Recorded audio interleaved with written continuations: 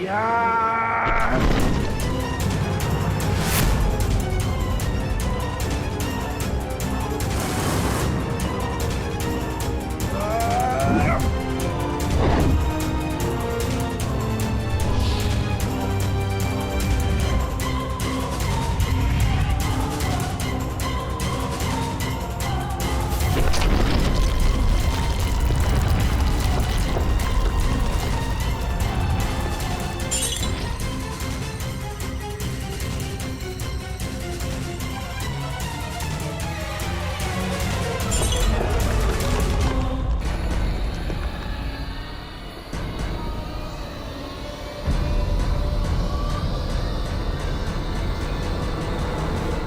दुशासन,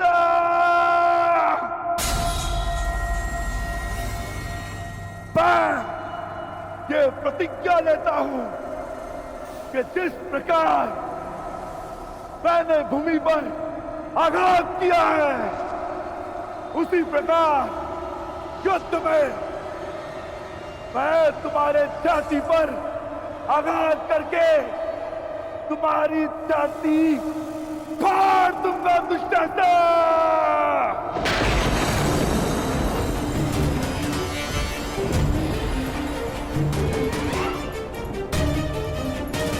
तुम्हारे छाती के लहू से याज्ञसेनी के केश धोऊंगा।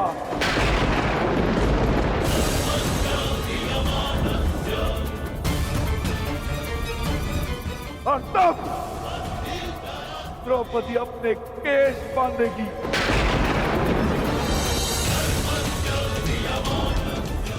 तुम्हारे छाती का लहू पीकर मैं अपनी प्रतिज्ञा पूरी करूंगा।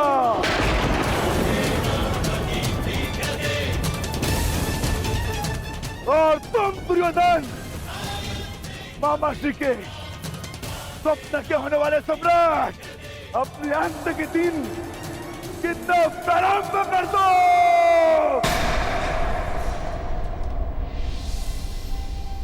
दुर्योधन, मुझे तो भय लग रहा है भीम का।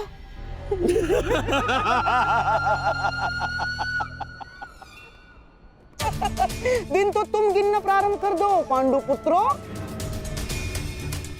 और हाँ, ठीक से दिन, प्रहर और क्षणों की गणना करना।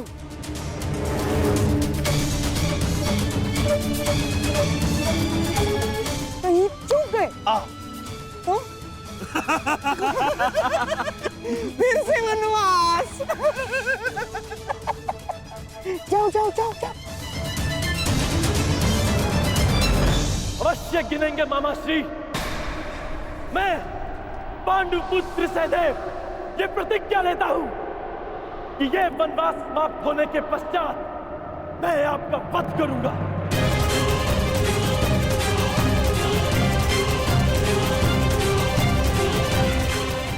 मेरा वध?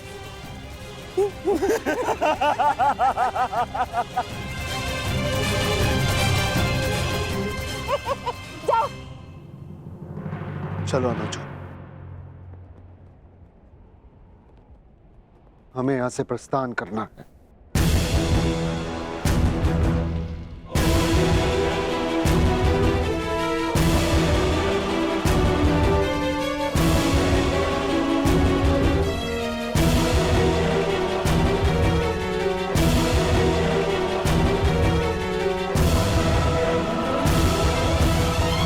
तेरा वर्ष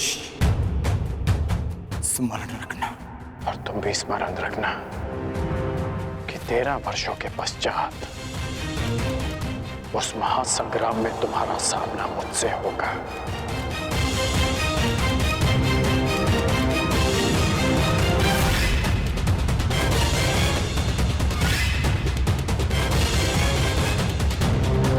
आओ मेरे सम्राट, पांडवों के इंद्रप्रस्थ को अब दुर्योधन की विजय का प्रतीक बनाते हैं। आओ।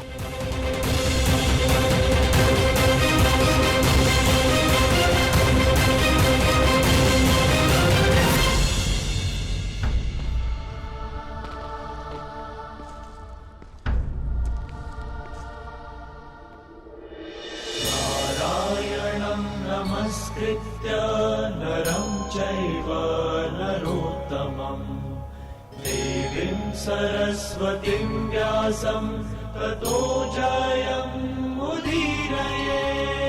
नारायणं नमस्कृत्य नरं चैव नरोत्तमम् देवीं सरस्वतीं व्यासं ततो जयमुदीरयेत्।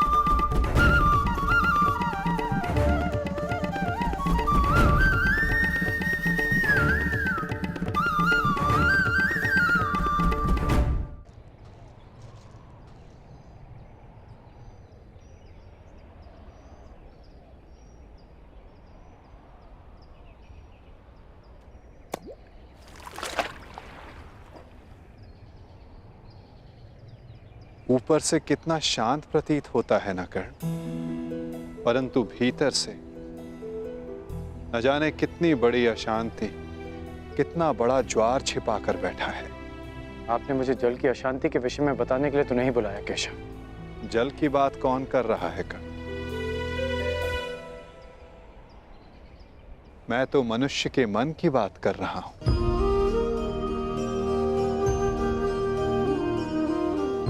मैंने तुम्हें यह कहने के लिए बुलाया है कर्ण कि अब भी अवसर शेष है।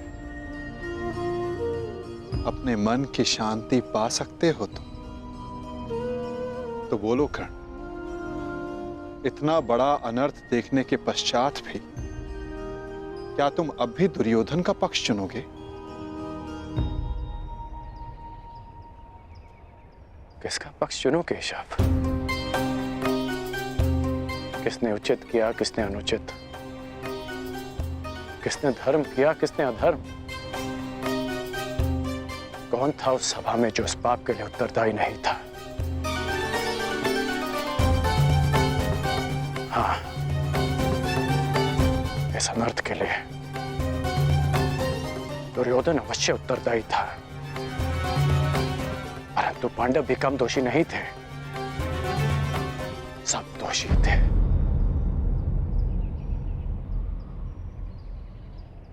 मैं भी दोषी हूं केशव। तुम अब भी प्रायश्चित कर सकते हो कर्ण। कर सकता हूं केशव, परंतु अब प्रायश्चित का नहीं, दंड पाने का समय है। अपने कर्मों का फल पाने का समय है। अनिच्छा से ही सही, परंतु द्रौपदी का अपमान होते हुए मैंने भी देखा। विवश होकर मैंने पांचाली को वेश्या कहा। एक स्त्री के लिए मेरे मुख से ऐसे शब्द निकले केशव।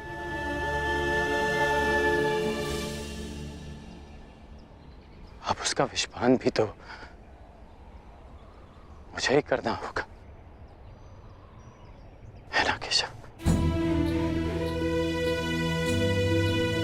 परंतु एक प्रश्न शेष है केशव। मैंने तो पाषाण होना चुना, परंतु जिसे आपने पंख बनाया उन्होंने भी आपको लज्जित किया। फिर आप उनके साथ क्यों हैं?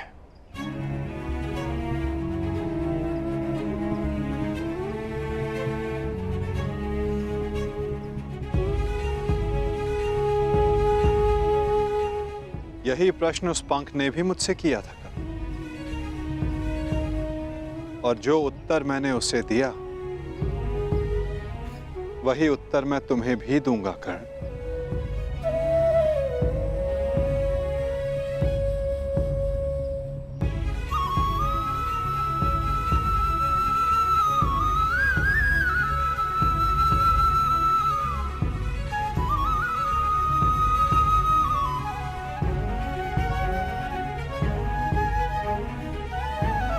मैं किसी के साथ नहीं हूं कर्ण, मैं केवल विरोध में हूं। हर पाप के, हर अत्याचार के। मुझे मेरे प्रश्न का उत्तर मिल गया केशव।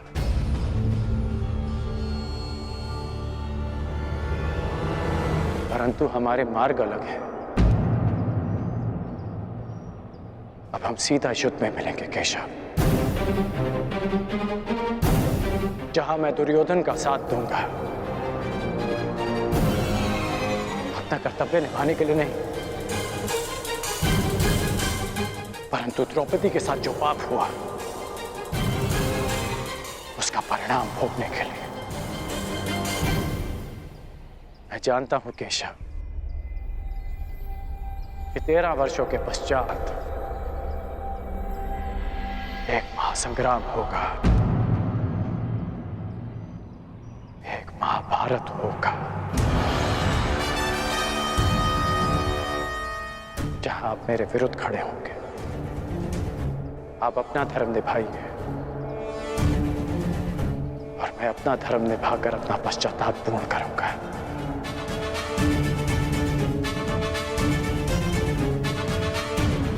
बड़ी बात केशव। न्यायानाम् अधिकाराणाम् प्राप्त्यर्थम् साम्राज्यर्थम् न्यायानाम् अधिकाराणाम् प्राप्त्यर्थम् साम्राज्यर्थम्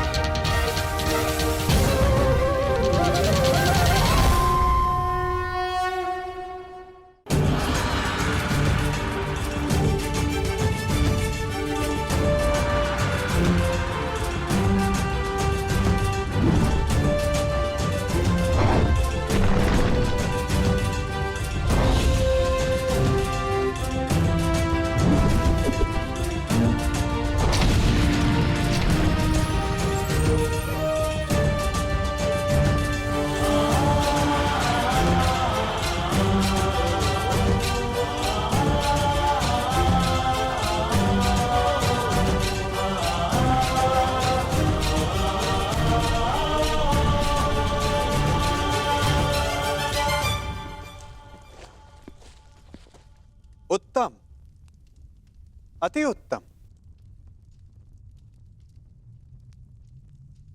प्रतीत होता है कि वनवास का प्रवास आप पांचों भाइयों को बहुत भा गया है। प्रणिपात। मैं यहां आप पांचों को कुछ स्मरण करवाने आया हूं। भले ही आप सबको इंद्रप्रस्थ वापस नहीं चाहिए, परंतु उन खुले केशों का क्या जो न्याय मांग रहे हैं।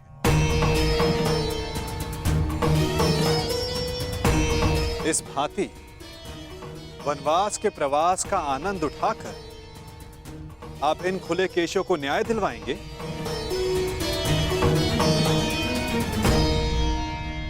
हम ना वो खुले केश भूले हैं और ना ही अपना प्रतीकार।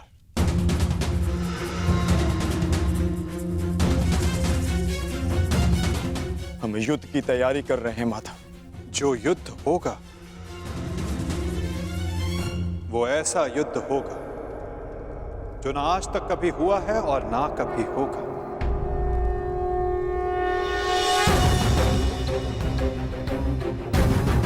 तुम्हें पता ही नहीं पार्थ कि युद्ध में तुम्हारे समक्ष कौन कौन होंगे।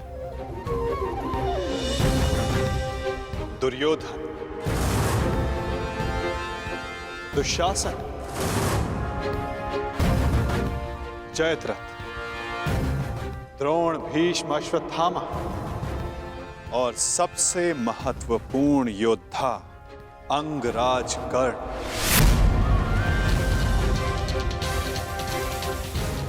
ये एक भीषण युद्ध होगा और इस युद्ध की तैयारी भी भीषण करनी होगी पार्थ।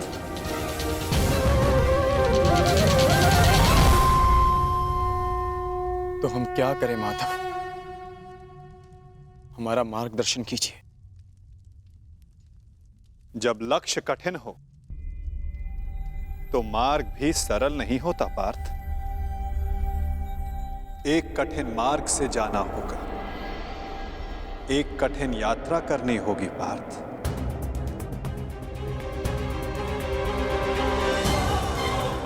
अपने शस्त्रों की तीक्ष्णता और अस्त्रों की शक्ति बढ़ाने का समय आ गया है। वैसे आचार्य द्रोण ने तुम्हें कई दिव्य अस्त्रों की दीक्षा दी है, परंतु तुम्हें अब भी एक महत्वपूर्ण अस्त्र पाना शेष है पार्थ।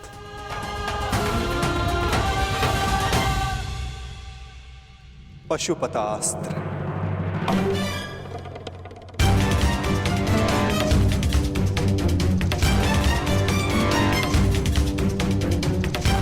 भगवान शिव का महाप्रलयंकारी अस्त्र। हाँ पार्थ, भगवान शिव को प्रसन्न करो, कैलाश जाकर उनसे इस महान अस्त्र की दीक्षा लो। चूंकि युद्ध में सर्वाधिक आवश्यकता तुम्हें इसी अस्त्र की पड़ेगी। ठीक है माधव, जैसा आप चाहते हैं वैसा ही होगा। मैं आज अभी कैलाश के लिए प्रस्थान करता हूं। तुम्हारी सफलता की कामना सहित मैं तुम्हें विदा करता हूं पार्थ, परंतु फिर से स्मरण करवाता हूं, मार्ग बहुत कठिन होगा और बाधाएं बहुत भयंकर।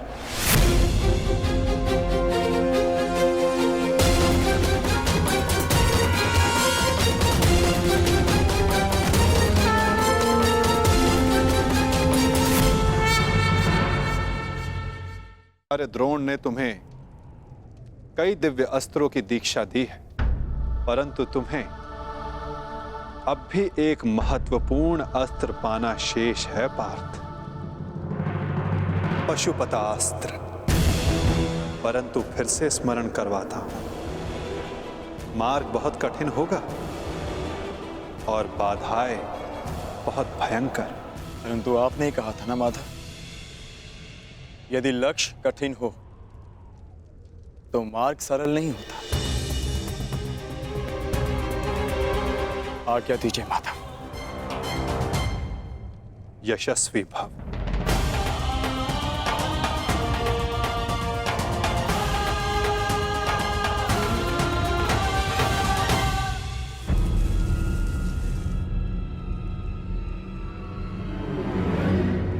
क्या हुआ माधव?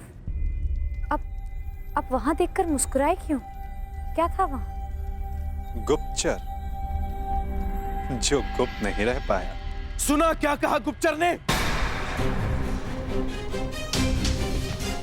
अर्जुन पशुपतास्त्र लेने कैलाश पर्वत जा रहा है और मेरा ये महान पुत्र यहाँ चैन से बैठकर बंसी बजा रहा है। मैं अंधा हूं, फिर भी तुम्हारा भविष्य देख सकता हूं। अंधकार में जा रहा है तुम्हारा भविष्य।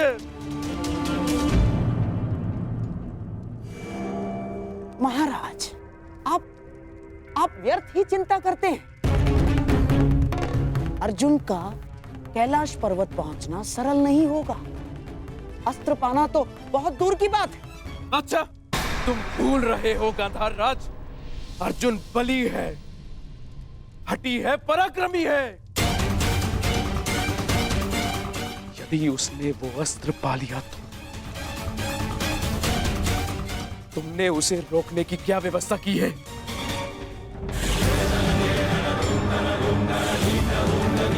महाराज, आप क्या समझते हैं? इतने दिनों से महर्षि दुर्वासा का सत्कार हम यूं ही कर रहे हैं।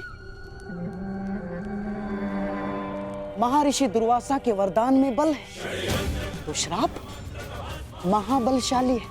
उस अर्जुन ने अपनी यात्रा प्रारंभ तो कर दी है, परंतु दुर्वासा के श्राप के अग्नि से अर्जुन समेत सभी पांडव जलकर भस्म हो जाएंगे।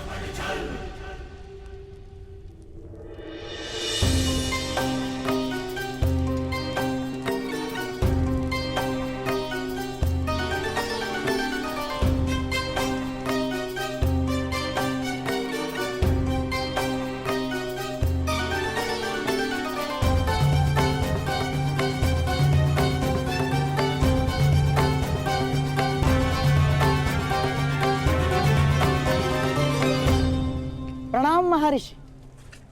आशा करता हूं कि हस्तिनापुर के आतिथ्य से आप प्रसन्न हैं। अति प्रसन्न हैं गांधार नरेश। आपके भांजों के परिश्रम और सेवा से हम अत्यधिक प्रसन्न हैं। वरदान मांगो।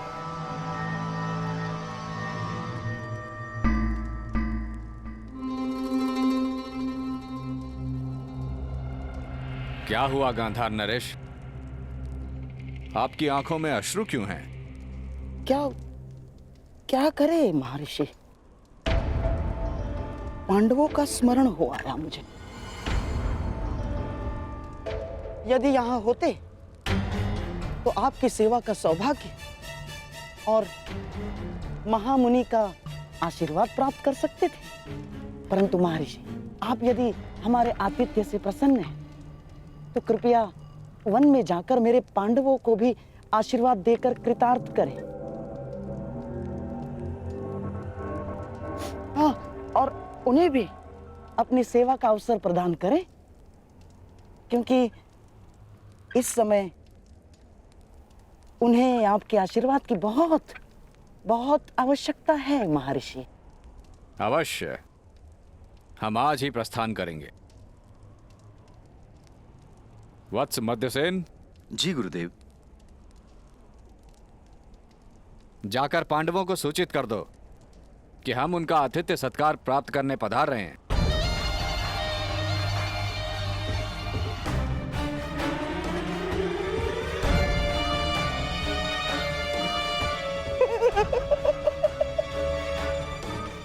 भूखे ब्राह्मण के श्राप से अधिक विध्वंस कुछ नहीं होगा दुर्योधन। और विशेषकर तब जब ब्राह्मण दुर्वासा जैसा हो, जिनका क्रोश और श्राप दोनों उनके वश में नहीं होते। बेचारा अर्जुन पशुपतास्त्र पाने से पहले दुर्वासा मुनि का शापास्त्र पा लेगा और उसमें भस्म हो जाएगा। अब तुम ही बताओ दुर्योधन, पांडव 10,000 शिष्यों के साथ दुर्वासा को भोजन कैसे कराएंगे?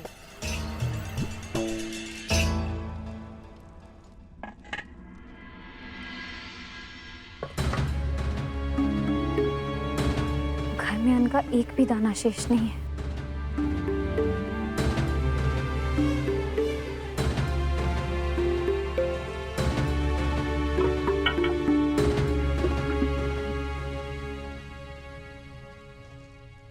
प्रणाम।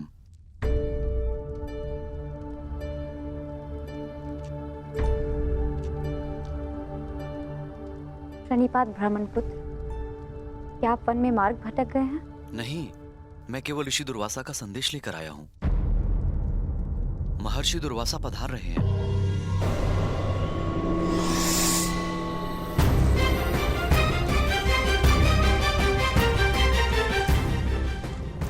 निवेदन है कि उनके और उनके 10,000 शिष्यों के सत्कार की व्यवस्था करें।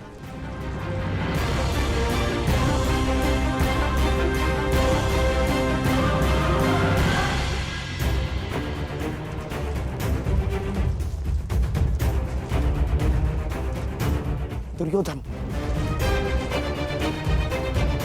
जो काम लाक्षाग्रह नहीं कर पाया, वो काम दुर्वासा का श्राप अवश्य करेगा।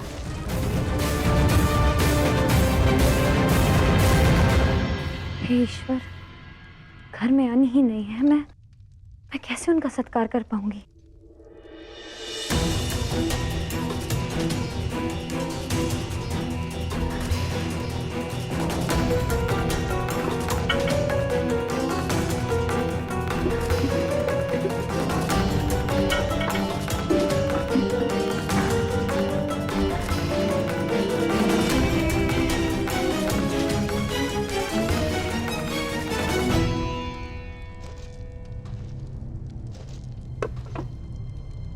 लगता है महर्षि दुर्वासा पधार गए हैं।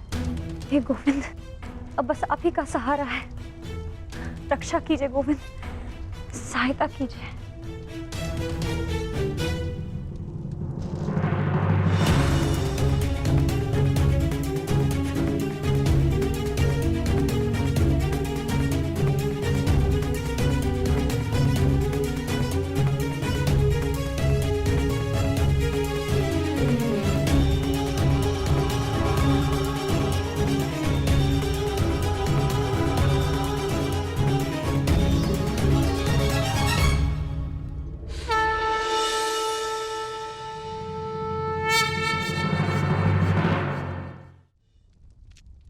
बहुत विकट समस्या में हूं गोविंद, रक्षा कीजिए।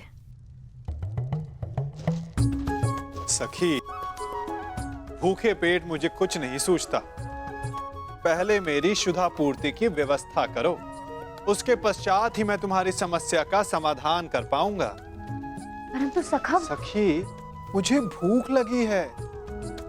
अब जो कुछ भी घर में है ले आओ, उसके पश्चात बैठकर बात करेंगे। जाओ जाओ।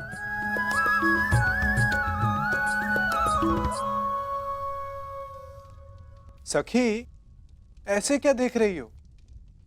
तुम्हारा सखा भूखा है।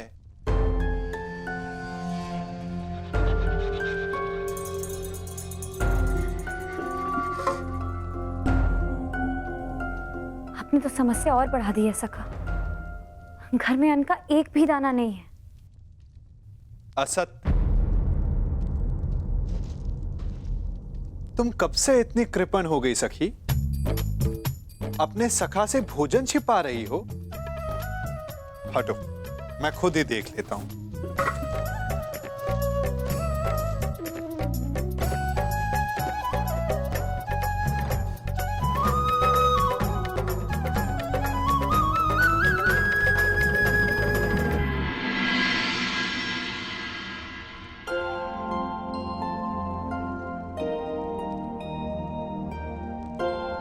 कहा था ना, अपने सखा से तुम भोजन छिपा रही हो।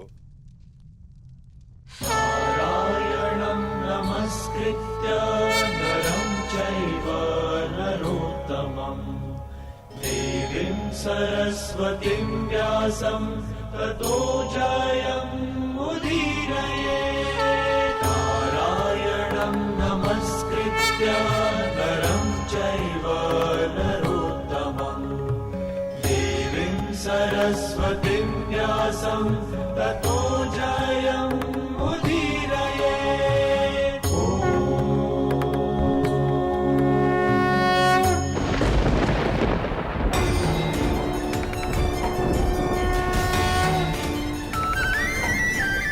श्री कृष्ण गोविंद हरे मुरारी, नाथ नारायण वासुदेवा।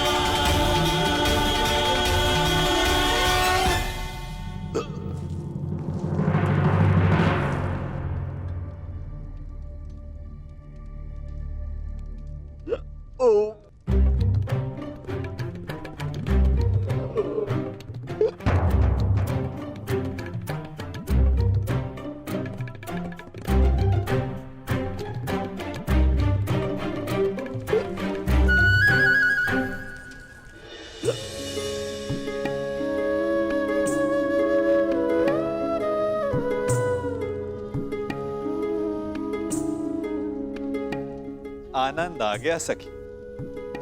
अब जाकर मेरी भूख शांत हुई। अच्छा, वो समस्या क्या थी? तनिक बताओ।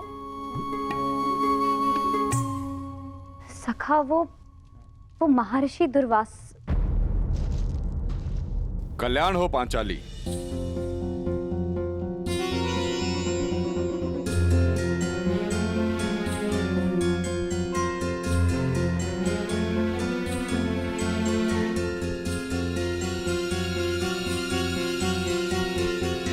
प्रणिपात महर्षि। अखंड सौभाग्यवती भव।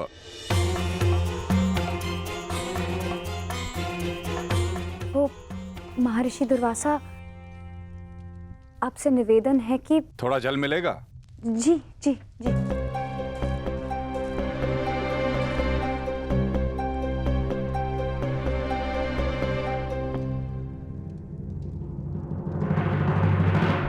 महर्षि, वो आपके शिष्य ने संदेश दिया था कि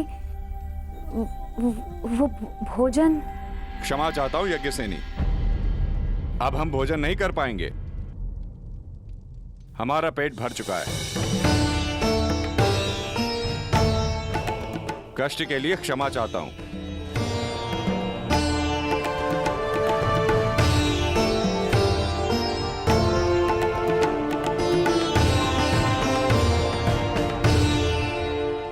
प्रणिपात ऋषिवर।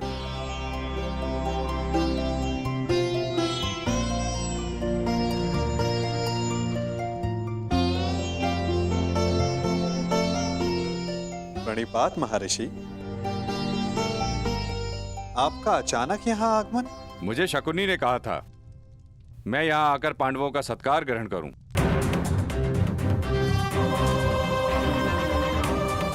किसी भी साधु को किसी का भोजन और निमंत्रण बिना सोचे समझे स्वीकार नहीं करना चाहिए महर्षि। यदि आपने जान लिया होता तो कदाचित आप हस्तिनापुर का आतिथ्य ग्रहण नहीं करते।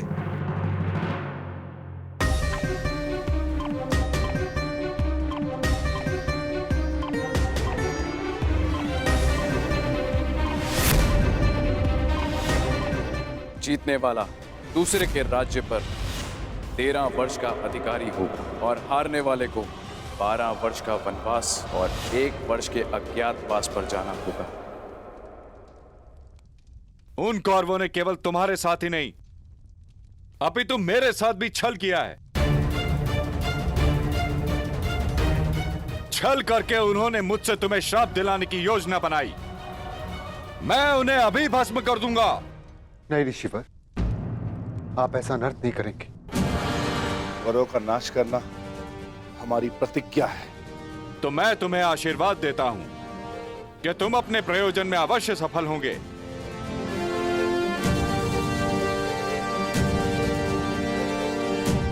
और यदि उन मूर्ख कौरवों ने तुमसे युद्ध किया तो उनका समूल विनाश हो जाएगा।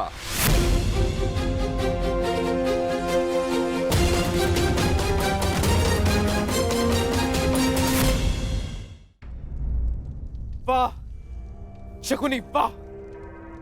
क्या उत्तम प्रयत्न किया है तुमने। श्राप दिलवाने गए थे पांडवों को, वरदान दिलवाकर लौटे हो। तुम्हारी तो जय जयकार होनी चाहिए, जय जयकार।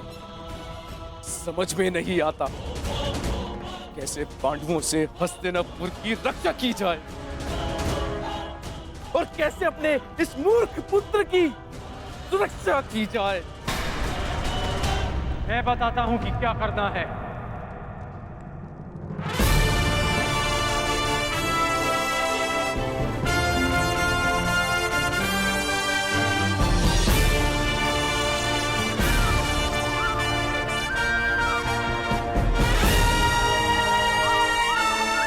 वही करना है जो गांधार राज युवराज को कभी नहीं करने देना चाहते हैं।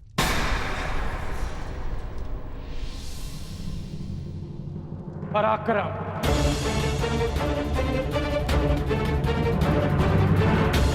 यदि अर्जुन अपनी शक्ति बढ़ा रहा है तो हस्तिनापुर को भी अपना बल बढ़ाना चाहिए। परंतु कैसे बढ़ाओगे बल अंगराज? क्या मेरे सम्राट दुर्योधन को भी कैलाश पर्वत भेज दिया जाए अंगराज? नहीं गांधार राज, ये संभव है दिग्विजय यात्रा करके।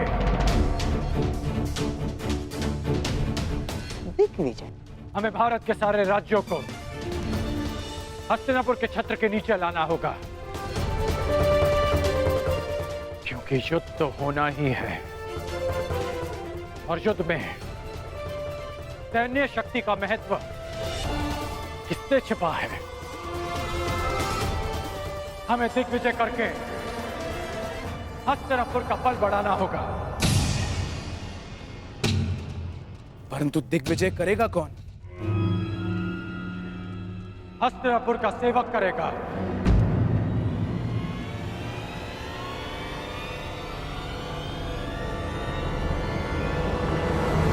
मैं करूंगा दिग्विजय यात्रा। यदि अर्जुन तपस्या से शक्ति प्राप्त करेगा तो मैं अपने पराक्रम से हस्तिनापुर का बल बढ़ाऊंगा।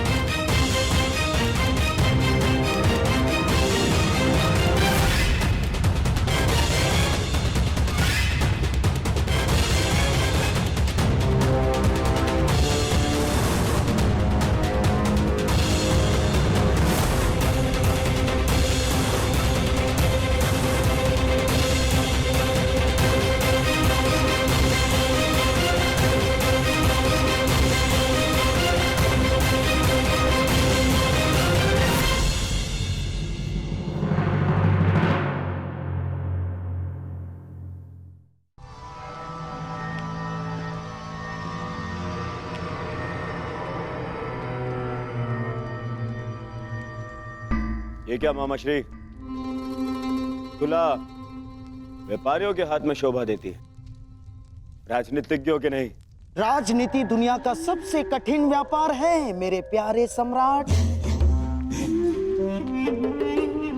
जहां शत्रु का लाभ और अपनी हानि ठीक से तोली नहीं गई तो पराजय का मुख देखना पड़ता है दुर्योधन। जैसे ये तुला, जिसकी एक ओर 100 कौरव और दूसरी ओर 5 पांडव। परंतु अभी तक इस तुला का संतुलन बना हुआ है दुर्योधन।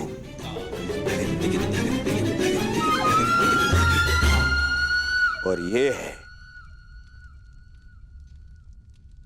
दिग्विजय, और दिग्विजय के पश्चात शक्ति का संतुलन हमारे पक्ष में होगा।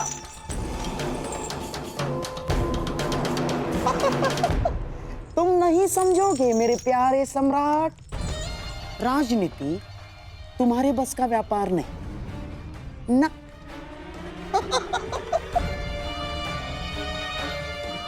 अर्थात एक चतुर राजनीतिज्ञ के लिए यह आवश्यक है कि अपनी शक्ति बढ़ाने के साथ साथ शत्रु की शक्ति का नाश भी करे।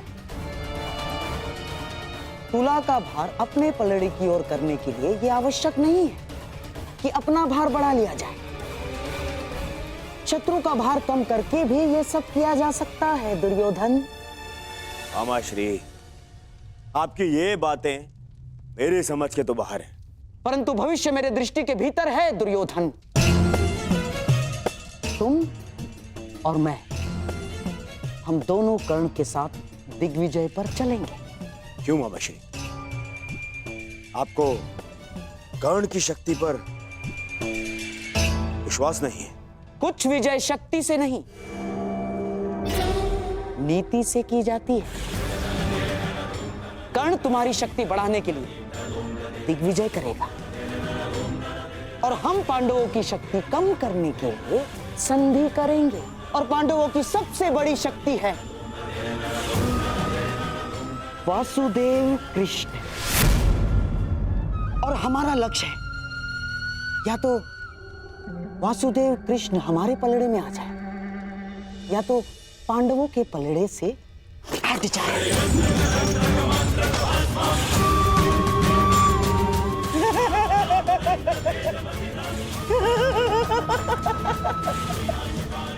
बस इतना कर लो मेरे प्यारे सम्राट, तो सदैव के लिए भारतवर्ष तुम्हारा। वसुदेव कृष्ण।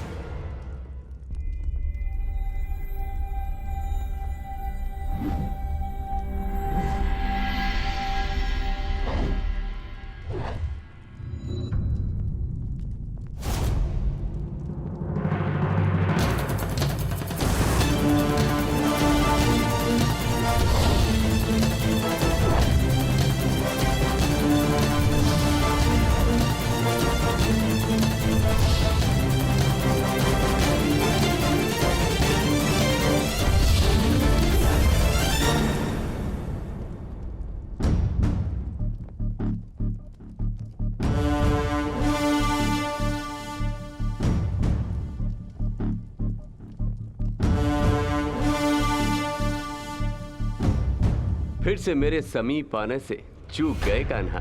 चूंकि आपकी दृष्टि है ही इतनी तीक्ष्ण दाऊ।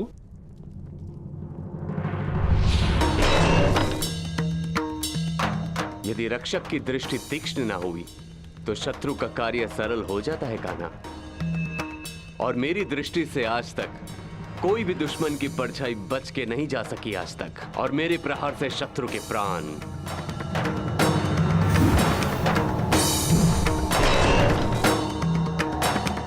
और यदि कोई ऐसा वीर आया जिसे आक्रमण करने से ना रोक सके तो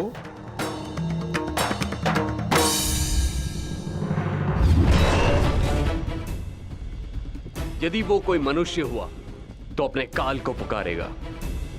यदि वो राक्षस हुआ तो वो अपने प्राणों की भिक्षा मांगेगा।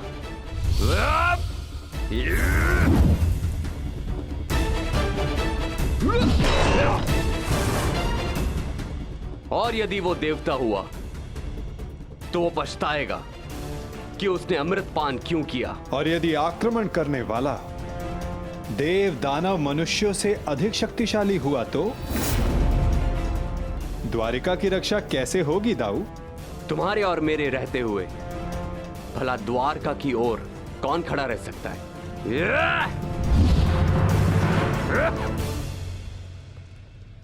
और यदि ऐसा कोई हो जो आपके और मेरे समक्ष खड़ा हो सके तो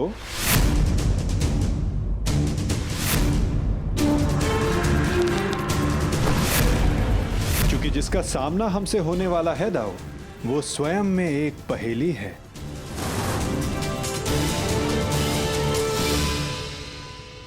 कब कौन समक्ष आ जाए कुछ कहा नहीं जा सकता दाऊ।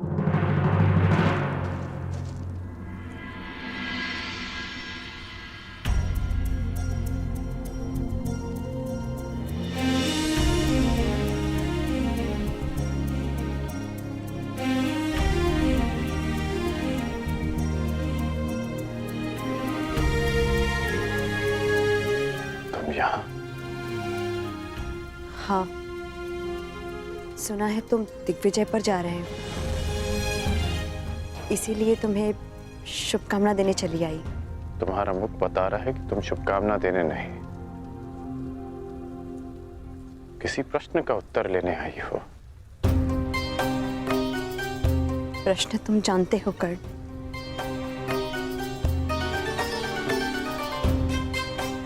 जानता हूं कि मेरा लक्ष्य क्या है, कि मैंने एक महान परिवर्तन का वचन दिया था। वैशाली, मैं उसी परिवर्तन की आशा में दिग्विजय पर जा रहा हूं। वचन तुमने अपनों की सुरक्षा का भी दिया था कर्ण। हाँ वैशाली, क्या कोई असुरक्षित है?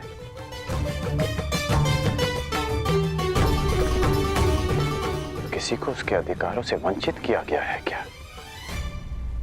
हाँ, तुम्हारे अपनों में तुम्हारे राज्य के निवासियों के अतिरिक्त कोई और भी सम्मिलित है कर्ण।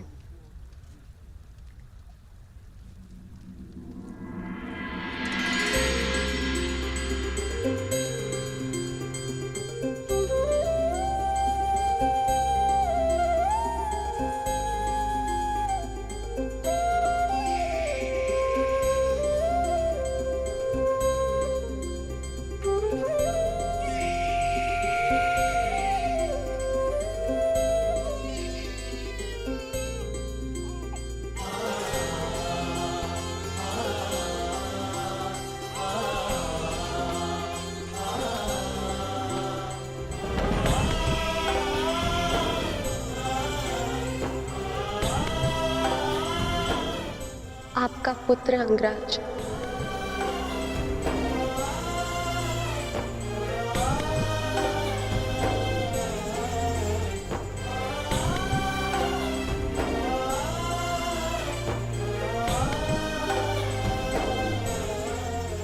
इसका नाम क्या रखा? नामकरण अभी किया नहीं। पुत्र के नामकरण का अधिकार उसके पिता को होता है।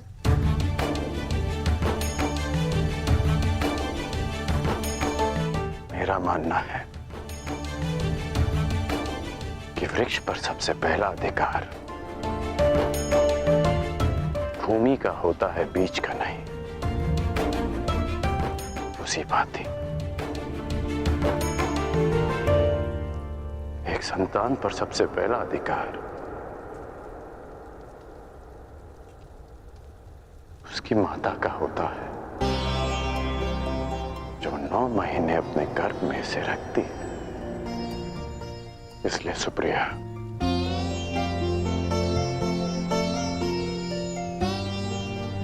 इसका नामकरण तुम करोगी। ऋषिकेतु।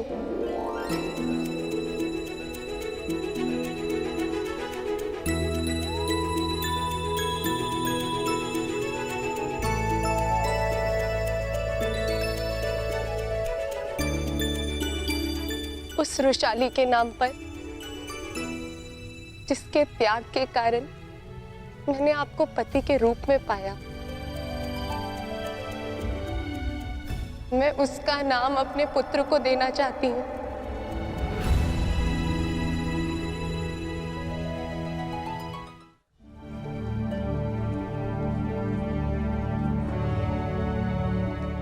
अद्भुत।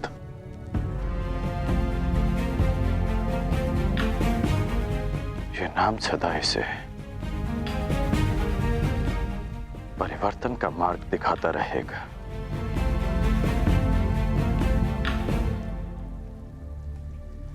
सुप्रिया,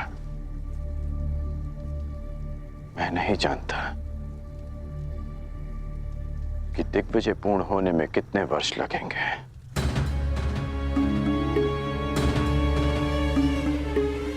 कदाचित हमारा पुत्र बालक से युवा हो जाएगा। तुम इसका ध्यान रखना।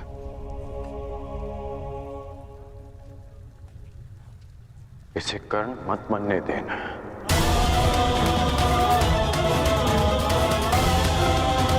आवश्यकता पड़ने पर इसे वचन तोड़ना भी सिखाना।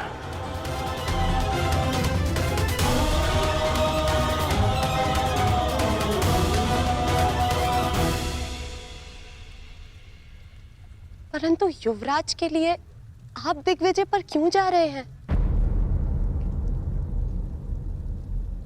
मैं युवराज के लिए नहीं, परिवर्तन के लिए जा रहा हूं।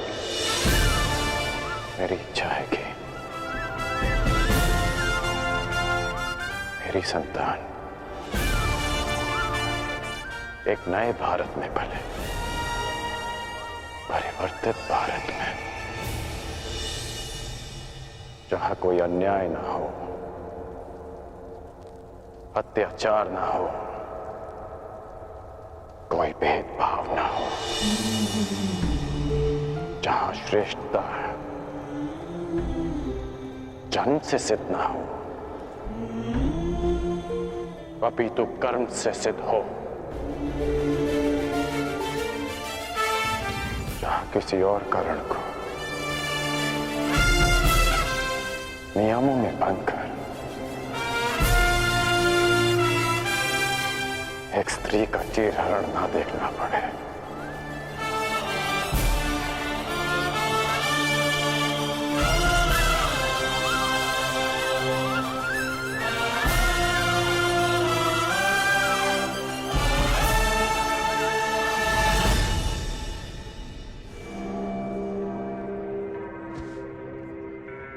कुछ शेष तो नहीं रह गया? जी नहीं। मेरी पान सुपारी? जी। और मिष्ठान? जी, आपके अंग वस्त्र भी। जाओ। मामाश्री, इतनी सारी सामग्री? युद्ध पर जा रहे हो सम्राट, वन विहार पर नहीं। और ये सारी वस्तुएं महत्वपूर्ण हैं। हर एक वस्तु काम की है। जैसे पान इसलिए कि रात्रि तुम जग सको। किसे क्या शत्रु रात्रि में आक्रमण कर दे। और हाँ, मिष्ठान इसलिए कि आवश्यकता पड़ने पर भूखा ना मरना पड़े। अतिरिक्त अंग वस्त्र भी ले लिए हैं मैंने, आवश्यकता पड़े तो ले लेना। ये सब क्या है गांधार नरेश?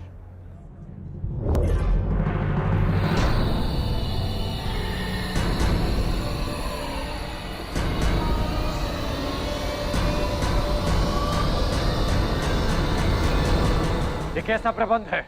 ये ऐसा प्रबंध अंगराज कि मैं और मेरा सम्राट दुर्योधन तुम्हारे साथ इस दिग्विजय यात्रा पर चलेंगे।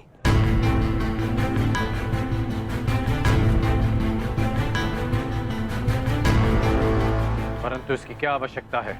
आवश्यकता है अंगराज, आवश्यकता है। तुम उन राजाओं पर विजय तो पालोगे, परंतु उनके समक्ष संधि की शर्तें कौन रखेगा? मैं। और हस्तिनापुर के प्रतिनिधित्व के रूप में मेरे दुर्योधन के समक्ष वो समर्पण करेंगे। मामाश्री,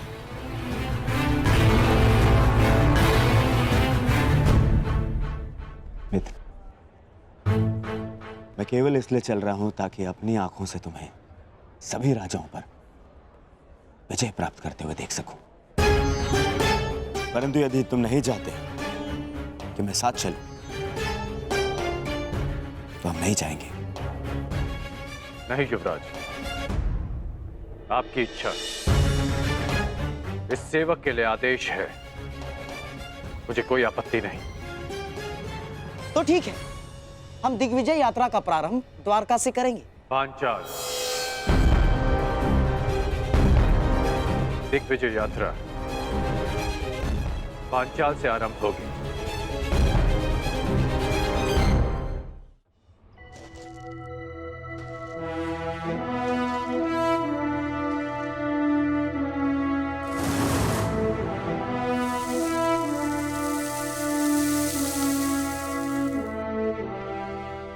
अब भी एक महत्वपूर्ण अस्त्र पाना शेष है पार्थ, पशुपतास्त्र।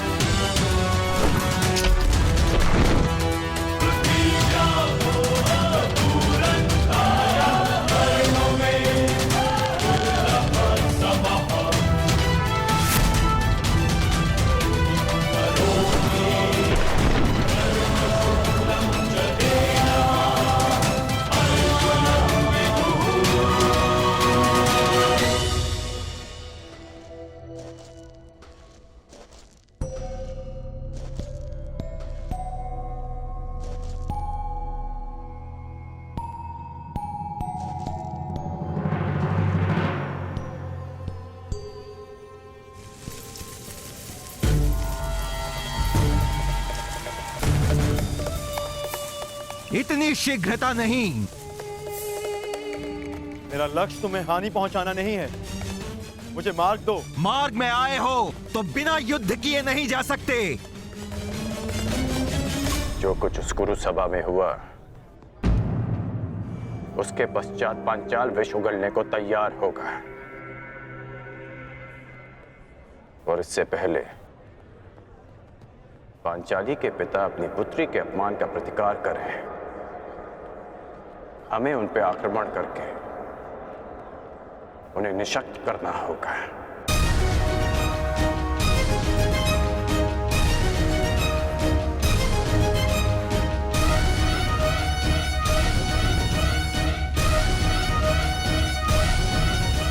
मामाश्री, शत्रु का पलड़ा अभी हल्का हो या बाद में, हमारा पलड़ा सदैव भारी रहेगा, क्योंकि हमारे पास कर्ण है।